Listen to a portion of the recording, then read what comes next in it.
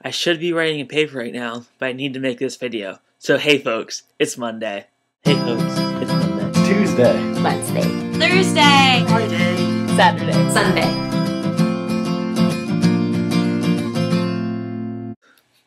So this week we're doing book reviews for The Hunger Games. Now I'll admit mine won't be the best because I read it over a year ago, like last January, and my friend is borrowing the book because she wanted to read it before the movie came out. So I can't really give too much detail, like I remember what happens, so I'll dive into that. So the book The Hunger Games really made me think about my life and my life decisions, if that makes any sense. Because I kind of put myself in Katniss's shoes even though I'm a guy. I don't have any younger brothers or sisters that if this were to happen in the future, I would have to volunteer for them. Well, plus I'm overage anyways. But I really did think about what would happen if this was what was real life and I had a younger sister or a brother that I wanted to protect. I know I would probably do it just because I would want my family to be able to have a better chance of me coming back than a 11 or 12-year-old. This also made me think about like relationships, because Katniss is not a girl who wants to be in love with Gale or be in love with Peeta.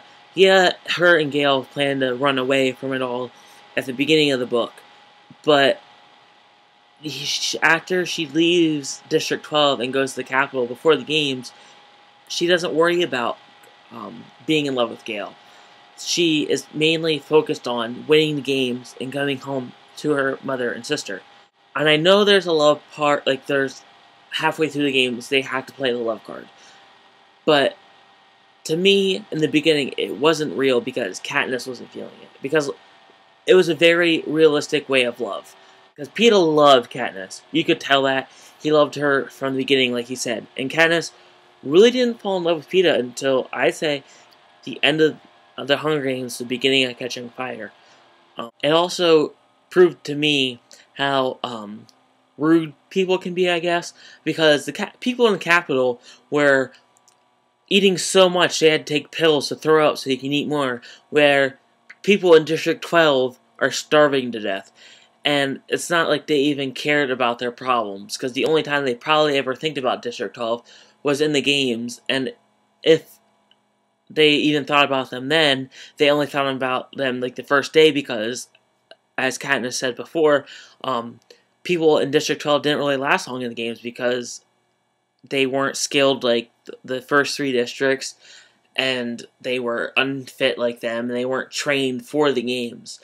So, just the fact that people that were in higher up didn't really care about the poor.